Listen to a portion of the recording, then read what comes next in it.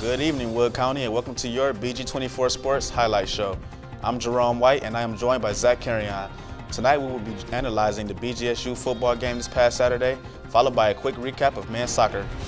Stay tuned. We have it all right here at BG24 Sports Highlight Show. It's un-Falcon believable coverage that you won't get anywhere else. This is BG24 Sports. Welcome again to the BG24 Sports Highlight Show. This past Saturday, BGSU football traveled to Kent State to take on the Golden Flashes. The Falcons came away with the dominant 48-0 win. Receivers Ronnie Moore and Roger Lewis had big days on offense. And what a big day it was for these two receivers. Roger Lewis had 4 receptions and 102 yards receiving, along with 2 spectacular touchdowns. In addition, Ronnie Moore had 7 receptions and 151 yards and 2 touchdowns. It was such an impressive show by these two receivers today. You saw Matt Johnson spread that ball around to everybody. Yeah, and like you said, spectacular touchdowns.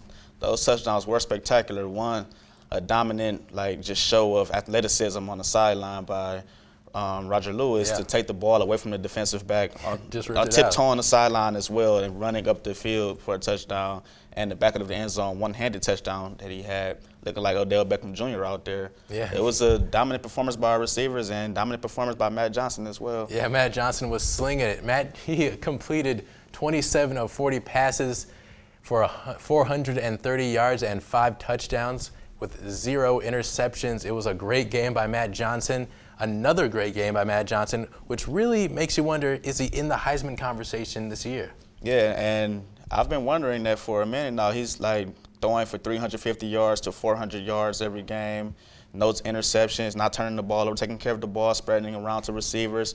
And he's making all the necessary throws that you want out of a Heisman candidate. But of course, the voters probably aren't going to look at it that way because of Matt Johnson playing in the MAC and not the Big Ten or the Pac-10 or a power conference. And we should see, though, once that Toledo game comes up, if he can come out strong in that game, his Heisman candidacy should be improving. Yeah, it's a lot about who you play and not necessarily how you play.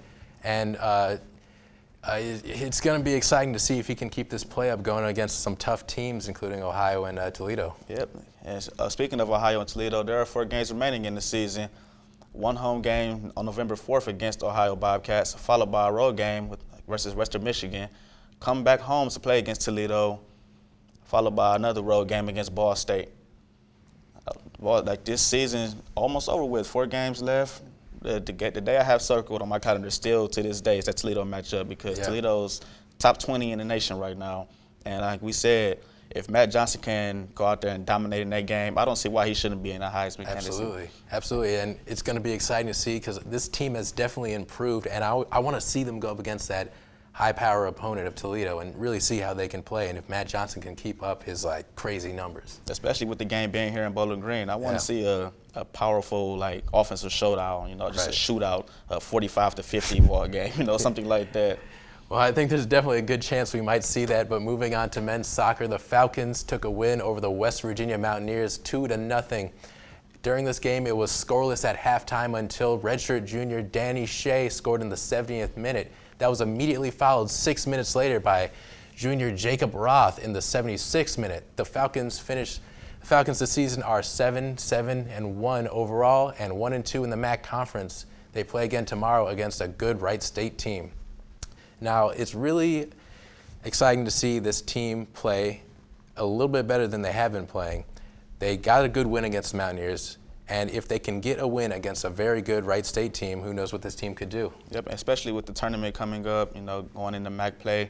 This is the climax of the season. Yeah. This is where you want to show what you have, what you can do. It's where the games matter. Yeah, it's where all the games matter, And going into the tournament, going into MAC play 1 and 2, you want to improve your conference record. You want to show the rest of the conference that you're no pushover. Right. And I feel like the Falcons can do that if they could go into, like you said, go into this game against Wright State and come away with the victory and just keep momentum going. Yeah, just keep winning. That's all you got to do. Yeah.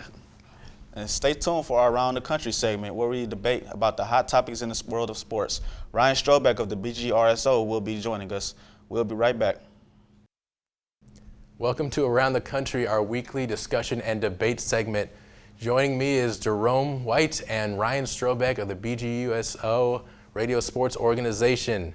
We got some exciting topics today. We are talking the NBA season is finally back. We're ready for some basketball. We got the NFL. We've hit the midpoint of the regular season. Who's going to be that team that's going to make that move in the playoffs? And then finally, the World Series. The Royals and the Mets are back in it. Let's start off with the NBA. The top 3 teams this year, starting with the power rankings, are Golden State, the Cavaliers, and the Spurs. My team, personally, I think the Spurs have a good chance of taking it this year. Yeah, they're old, but I think they're a really good team. They added LaMarcus Aldridge to their team, and I just think this is their last hurrah. I think they can actually do it this year. Well, I agree with you, but I think the Cavs and the Warriors are going to have a rematch. No one's counting on the Warriors to make it back to the finals. I've heard Cavs Clippers, I've heard Cavs Spurs, Cavs Thunder. I have not heard Cavs Warriors. So I think the Warriors have a chip on their shoulders because of all of this. They got lucky. They never had any injuries. No competition for Steph Curry in the playoffs. I think they want to show the league that their championship was not fluke. And you don't win 67 games in the regular season off just fluke and luck. Let me just say it feels good to have basketball finally back. Absolutely. Jerome can attest to this, being a Cleveland fan. It feels good that we can finally have a team to root for and watch and not waste our time. But I think this is the year for the Cavs.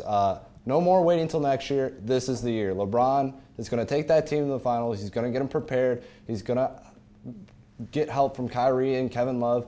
He's going to finally win it this year for the Cavs.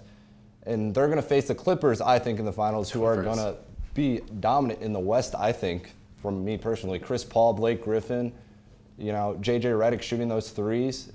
The Clippers are a serious threat to win the West.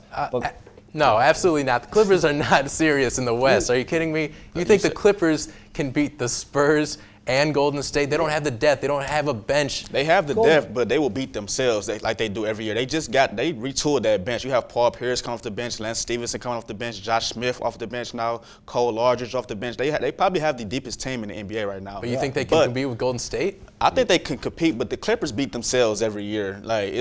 Chris Paul has never been to the Western Conference Finals. We know that, and so with that being said, he's never been to the NBA Finals. Yeah. But that team, it's the most complete team in the NBA. They're at least 10 deep, at least. And I didn't even mention Jamal Crawford coming off the bench as well. And we know what he can do. He could erupt for 40 points any night. So the Clippers have a good chance of going to the finals, but I still don't see them beating Golden State. Well, I guess we'll see when the season starts. But moving on to the NFL, we've hit the midpoint of the season. There's only a few undefeated teams left. And the Patriots, in my book, are still on top of the NFL right now. I really don't see another team better than them. I would say number 2, Packers. Number 3, Panthers. I like how the Panthers are playing this year. I definitely think they can do something in the NFC. Jerome, what do you think about that? I see you're still sleeping on them Bengals. I see. That's what I see. But, yeah, you're right about the Patriots being the number 1 team. And the one team that no one is talking about that's undefeated is the Broncos. And we all feel like they shouldn't be undefeated right now. Not a chance. And they're not even in the same category as the Patriots or the Packers, And Carolina, those boys are playing real good. They're just beating teams up, defensively.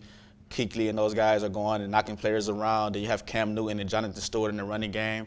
And they're saying that they don't have a receiving core, but Ted Ginn has turned into a good receiving for them, as well as tight end play, running back play. Cam Newton is doing good. And the only reason he won't win MVP this year is because of that guy in New England. Yeah, I got to agree with you. But the Bengals, no. I'm still saying no. I know we had this conversation a couple of weeks ago. Bengals, not a chance, okay? You need a quarterback to win in the NFL, and they're winning in the regular season, that's fine. But once the playoff starts, I think the Bengals are going to be out of it immediately. They just don't have a quarterback. Peyton Manning's not playing well enough for the Broncos to win. Ryan, you got something to say about that? I do think the Bengals are serious. They got a top 10 defense, and they have a very good offense. Don't forget, they have A.J. Green, and they have a two-headed monster in the backfield of Giovanni Bernard and Jeremy Hill, both of those capable of running for 100 yards every game. But also, you can't sleep on the Packers. They got Aaron Rodgers. He's going to probably be the MVP of this league. The Packers are Brady? just too good. You think he's better than Brady? MVP over Brady? Yes. Brady's going 16 Nobody's 0 been this year. I'm playing better saying it than right Brady now. They're this going year. 16 0 this season. No one's going to beat them. No. The only way they will lose is if they rest Brady. Who's better than the Patriots? Who? Packers? You think the Packers are better than the I think Patriots? the Packers are better than the Patriots. I They're mean, good. They're not better than the Patriots. no Yes, team they in the are. league is Did you playing better. watch the Jets game yesterday? They almost lost. The Jets are a good Patriots got- team. They're They a good almost team. lost. Yes, yeah. that's what I'm saying. Almost. Did they Almost lose? lost, but guess what? They won. won. I don't know, Exactly. but still, I think the Jets will give them a run for the money. in Against that. that great secondary that the Jets have as well, Tom Brady still threw for over 300 yards against that secondary. They just abandoned the run in that game and gave the ball to Exactly. Brady.